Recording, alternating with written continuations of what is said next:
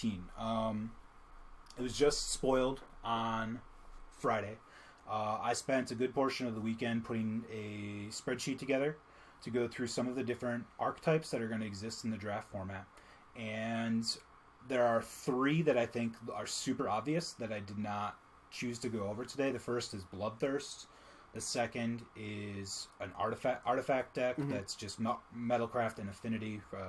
Well, I'm not even going to go over those keywords because if you're familiar with Magic, you know what they are.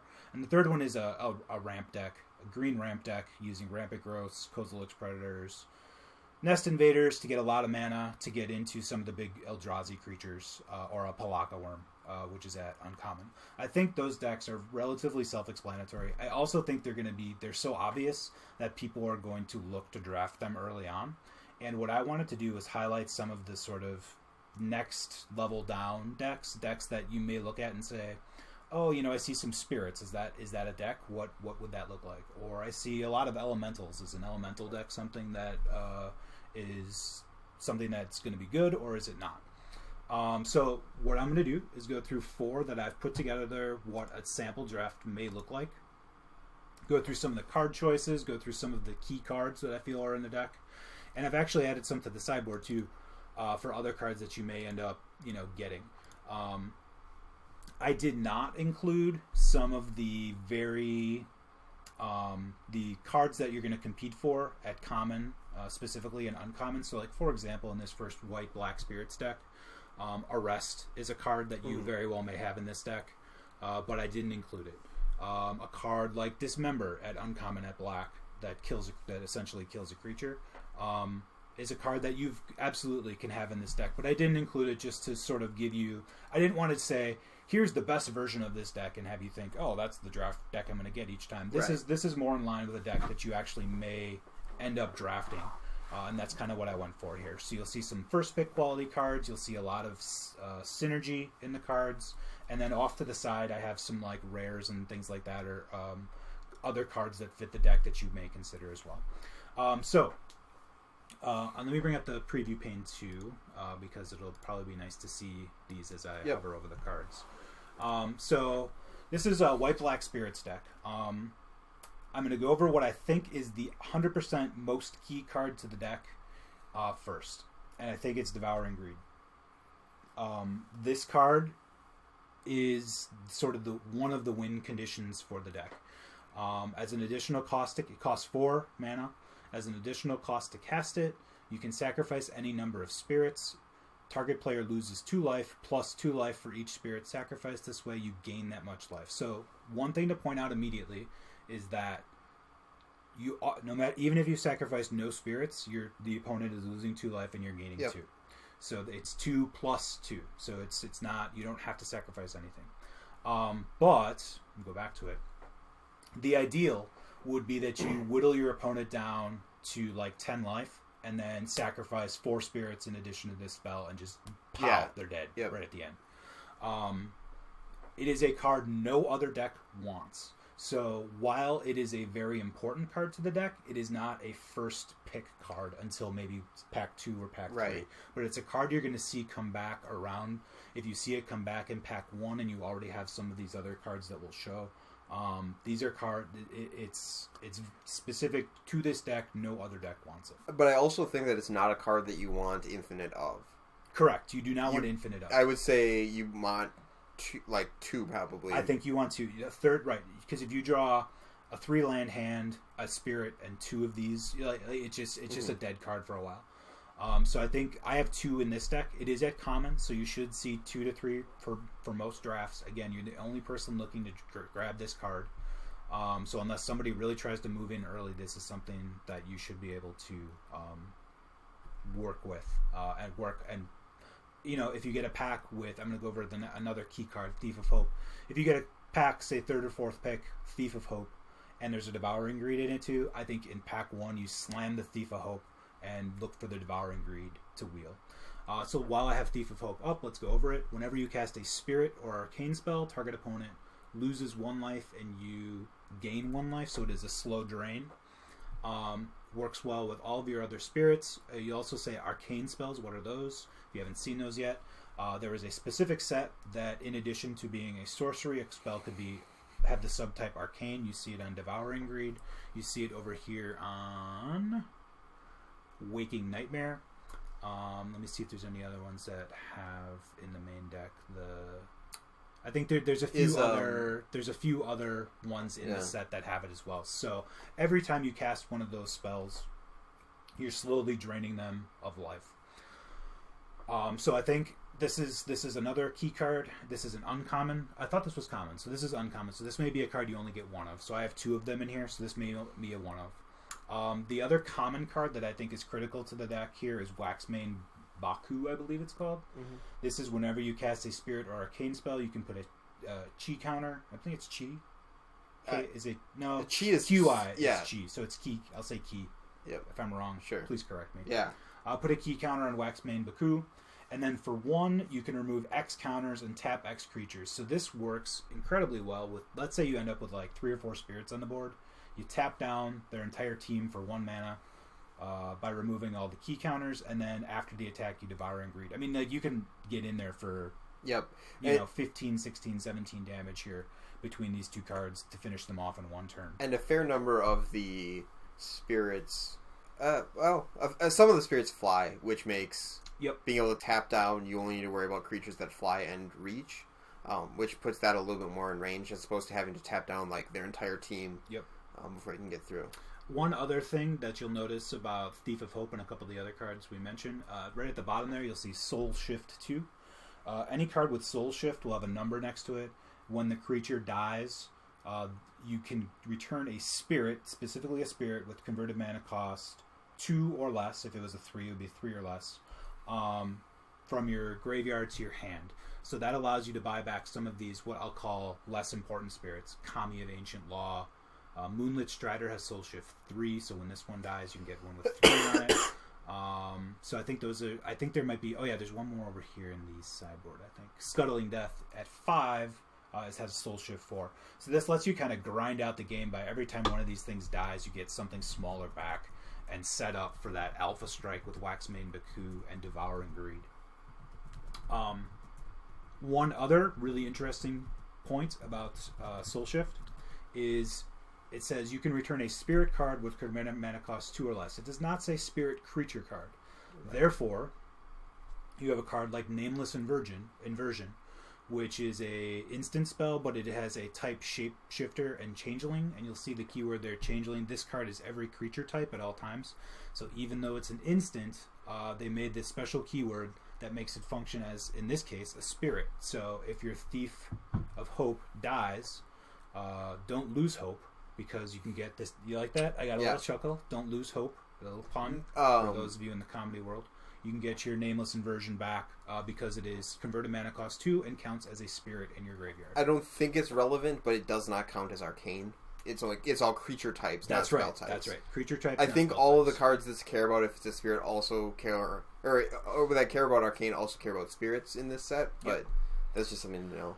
A few other things then I want to go over for this particular archetype. I kind of went over what I feel. I'm going to go highlight again. Devouring Greed, Waxmane Baku, Thief of Hope are definitely the core spirits, spirit and arcane cards for the archetype.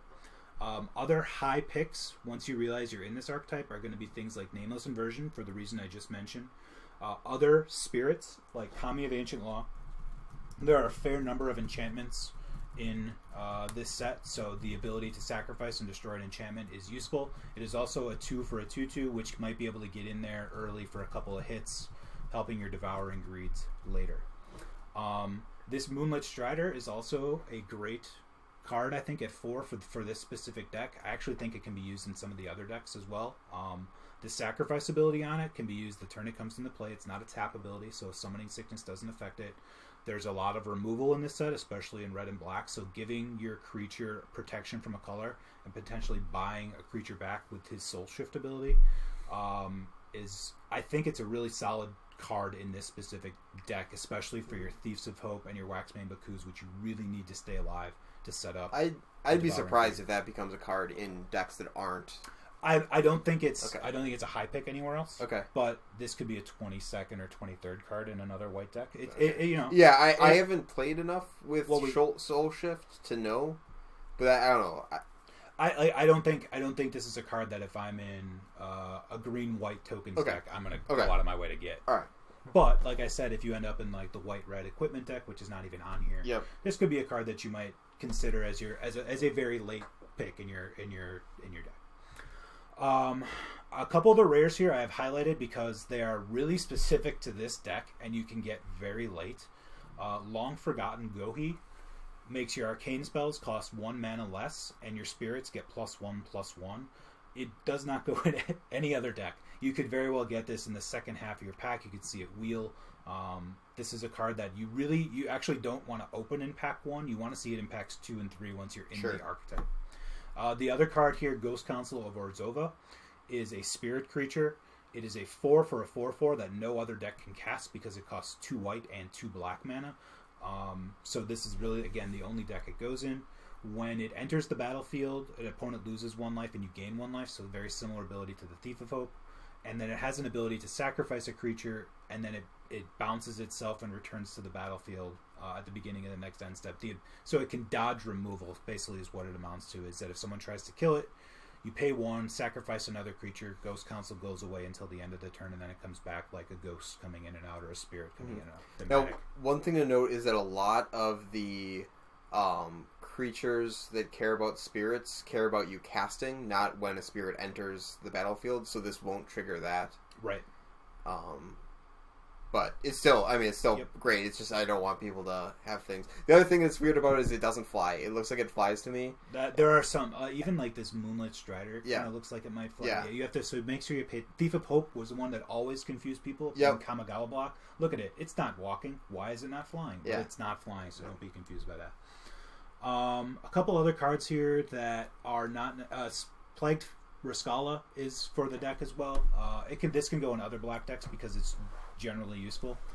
Lets you sacrifice any creature, and a creature can get -1/-1 until end of turn. You can sacrifice itself. Useful, especially again, you can get it back if you need to kill multiple things. Sunlance at common is a fine card for this deck to kill a creature. Nameless Inversion, I pointed out. I put a Raise the Alarm in here as an extra. If you're going to need lower drops, this is a fine just to get something on the board early to get in the way. Again, you're setting up for these big alpha strikes later. Mortar Pod is a card that I really like in this format. There's a lot of 1 toughness creatures, and this is a card that can kill them. I'll go over it real quickly. So it's a 2 mana equipment. It has the living weapon property. When it comes into play, you put a germ token into play. That's a 0/0 creature, and the Mortar Pod gives it +0/+1, so it becomes a 0/1 germ, and then it gains an ability. Sacrifice this creature. It deals 1 damage to target creature or player.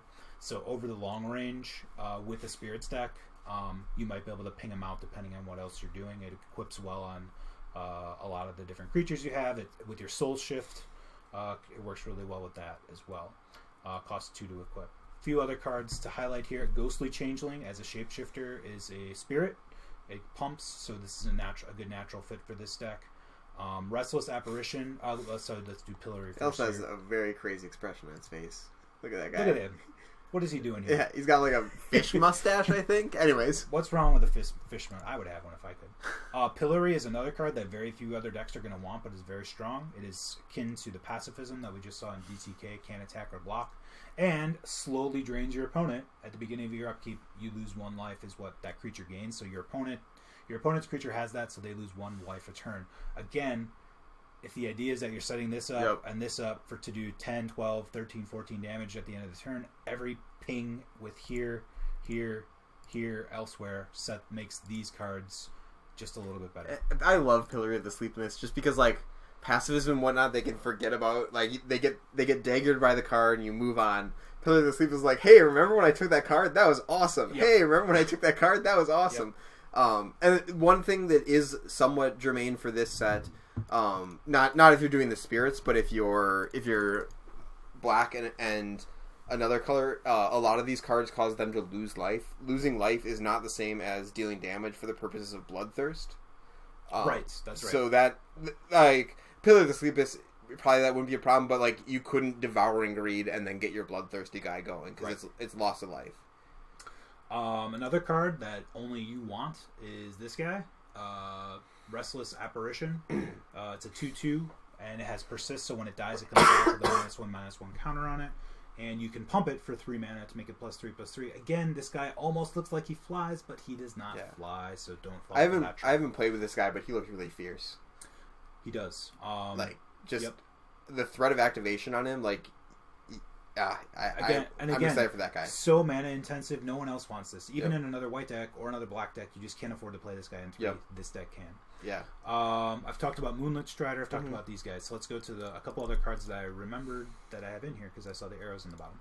I actually like this card a little bit, Conclave Phalanx. I think I put it in this deck because I think it can help stabilize the deck. This deck wants to, again, do some pinging, gain some life, stay alive, and then finish them off with a big one. So this guy has Convoke, which lets you tap creatures to help pay mana costs. So if you have a Thief of Hope and a Moonlit Strider out, you can tap both of those guys and 3 lands to pay the 5 on this. And when he comes into play, you gain 1 life for each creature you control. So he helps stabilize you a little bit. He's a 2/4, blocks a lot of things in the format. I'm a little bit skeptical of the Conclave Phalanx. I'm worried that you're tapping creatures to gain life, when a lot of times those creatures could block to gain you gain you even more life. But in the Spirits deck, you don't want to be throwing your Spirits away per se because if you're trying to set up a Devouring. Right? So I think he's okay because you can gain 4, throw him away to set up your Devouring. I could very well be wrong. I'm not all that excited by him, but I'm happy to be wrong. I have him in the deck again just to highlight some other cards that might work in the deck that you may not think of, or that, like I said, we try to make this deck as sort of marginal as possible as what an average deck might look like, as opposed to just here's the nut version of this deck. Sure. Speaking of nut version of this deck, I do think the best versions of this deck will have at least one Spectral Procession in it. This puts 3 1/1 white spirit tokens with flying onto the battlefield. This will be a first pickable card for many archetypes, so taking this first does not mean you are trying to go spirits. You can go into a token deck, you go into an equipment deck. Any white deck wants to play this card because it's good at 3 mana, 4 mana, or 5 mana. Okay. Yeah, how many planes do you need before you're playing this deck? Or before you're playing Spectral Procession? If you're... I think 7 or 8 is fine. Really? Okay. Because you'll pay... Would you not pay 4 mana, white 2, to put 3 1/1 flyers into play? Yeah, I probably would. Yeah. I mean, I wouldn't be Battle happy Screech with... puts 2 into play. I mean, you have to... Battle Screech puts 2 more into play with the... Yeah. With the flashback, but I would absolutely pay 4 for this. Yeah, okay. I'm sold. So 5 you're paying a little bit more, but even then at 5 it's not bad, and especially in this deck. So this is a card that you're not going to get as often for this deck, because in pack 1, if it gets opened within a few picks of you, you're never getting it because it'll be picked by then. Packs 2 and 3 you may end up seeing it past a little later, but still it's not going to get past most white drafters. One other card I have over in the main is Death Denied, which is actually kind of a cool card for this deck. First off, it's an Arcane, as you see. Second is it's an cost X. Return X creature cards from your graveyard to your hand. Really helps grind out again. So if they kill your Thief of Hope, if they kill your Waxmane Raku, you grab them. You get 2 or 3 of those guys back. They come back to your hand. Deploy them again next turn, and you're trying to set up that alpha again. So this is a perfect card for that deck. You can instant speed it too, so you can do it. Yeah, that is awesome. Yeah, I mean, sorry, I don't think it's an awesome card, but I think it's a good card. But being able to do it instant speed is pretty nice. All right, so I'm going to hit a couple cards I just grabbed off to the sideboard here as both potential sideboard cards and really good for the deck. Again, not trying to make it the best version of the deck, so you'll see some cards that would be absolutely 100% in the main deck. So this is a 4/4 flying spirit that whenever you play Spirit or Arcane, you can exile this creature, and if you do, I'll return it to the battlefield at the beginning of the next end step. Very similar to Ghost Council. So it has the ability to save itself. It's 5 for a 4/4 flyer. It's a good deal. You'll play it in the Spirit deck a lot of the times. You'll play it in a lot of white decks. So this is, again, not a card you're going to see all the time because it's 5 for a 4/4 flyer at its worst. Yeah. It's rare? It's a rare. Is it rare in... It's rare in this set. Okay. Yeah. I don't know how much that... I mean, I don't know how much that text is going to trigger, but I think it's fine. It's fine. 5 for a 4/4 flyer, yeah. Yep. Tarashi's Grasp is a good sideboard card against the artifact deck. Destroy target artifact or enchantment. You gain life equal to its toughness. So you gain life, kill an artifact, and it's an arcane spell. Mirror Entity is a card that Brian loves. So first off, it's a 1/1 for 3, which is not very good, but it counts as a spirit because it has that changeling property that we talked about. And then you can pay X, and until the end of the turn, all of your creatures become XX creatures. So if you pay 5, they all become 5/5s. If you pay 7, they all become 7/7s. In conjunction, if you get like Spectral Procession and some other stuff, the deck is awesome. Like this is a card that puts the deck, if it was in the main, puts it in, gives it a different degree and another way to win the game that the current build that I show does not have. I mean, the worst case, reasonable case is usually you play a 2-drop, you play a 3-drop, and then on this, and then turn 4 you swing and you threaten both of your creatures becoming 4/4s. Yep, that is hard to deal with. Now imagine that you played like a Raise the Alarm. Yep, I love that. And that's why I put the Raise the Alarm in the main too, because again, it just combos with some other things that are going on in white. Yep. This is a rare. It's going to be picked by most white players. I would slash it. You're not gonna see it beyond possibly second, third, fourth pick range after pack 1. But it's a card that if you get for the deck is great. Sure. Waking Nightmare is Mind Rot with Arcane tacked onto it, essentially. Target player discards 2 cards. It's a fine card for the deck, especially if you get some of those synergies going on with like the Waxmane Baku and the Thief of Hope. So, and this actually, this is a card I'm interested to try out to see if this is like 100% of the time you're going to main deck one of these, or if it's more of a sideboard card. I'm not sure where it fits in the deck at this point, but it's obviously there for a reason. This is a card, Scavenger Drake, that I actually kind of like for this deck as well, since you might be in the position of trading off spirits, having your spirits die, getting them back with Soul Shift. Whenever another creature dies, this gets bigger. You get +1/+1 counter. There was a card, Bloatfly something or other, recently, and I lost that card so many times. Really? I don't know why. I don't. It's good with Devouring Greed. You sure. sacrifice these guys, so like you could, do 8 damage with this, and then make this a 5/5 and get in there for the last 5 damage. I think it's a good option for this. Yeah. Yeah. Scuttling Death, I pointed out before, another spirit. I don't know how good. My guess is this is the worst spirit for this deck. Still, is the worst spirit better than something else? I don't know. So I've got it there just to highlight that it's another spirit for the deck. I mean, I don't think that card doesn't look that bad to me. It doesn't look that bad. You need to have a spirit to get back with it, but it's Soul Shift 4 buys something back. So, either like a 4/2 trades, with something. Yep. So yeah, I have it in the sideboard as a card you're definitely looking for. I don't know if it's, would you run 2 of these? Would you always run the first? Only run 1? Would you run 2? I don't know. And then the last spirit I think that I need to highlight is Midnight Banshee, which is a bomb. It's a 5/5 for 6, has Wither, so it deals damage as -1/-1 with counters. And then at the beginning of your upkeep, put a -1/-1 counter on each non-black creature. So basically, the board's just dying. That's just Banshee. a mean It's card. a mean card. So if it survives 1 turn, it's just going to start doing work. Yeah. So it does hit your own creatures, but you're likely going to have more black creatures than the average deck. That's right. Yep. So yeah. All right, so that is the black-white spirit deck. I think I've hit all the cards. Again, I did not include cards like Arrest. Yeah. The Spread the Sickness, sort of the more common good cards in each color, just because you can look at the list. Those cards are designed to go in all decks. So I didn't necessarily put them in all of these sample decks. So I hope you enjoyed the white-black spirits. And next up, we'll do blue-green graft. I'm going to just take a 20